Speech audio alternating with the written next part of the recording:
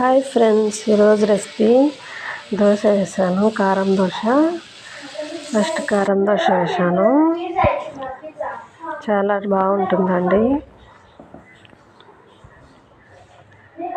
నెయ్యి దోశ, కారము, నెయ్యి, పప్పుల చట్నీ, కారం కలిపి వేసాను.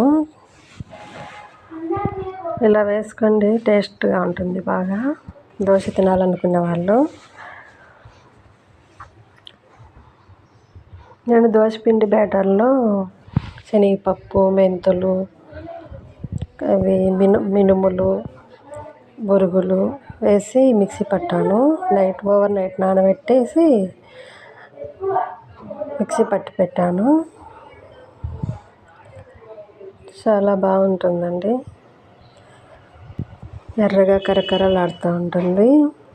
దోశ కలర్ చూడు ఎంత బాగుందో. దోశ పతలాగా వేసాను. ఇప్పుడు ఎగ్ దోశ వేస్తున్నా.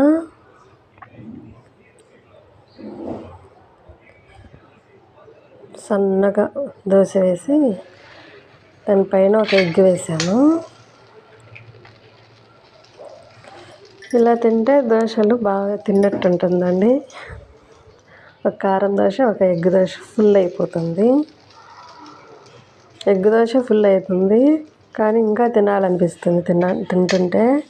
కాబట్టి ఒక కారం దోశ వేసుకున్నా. మళ్ళీ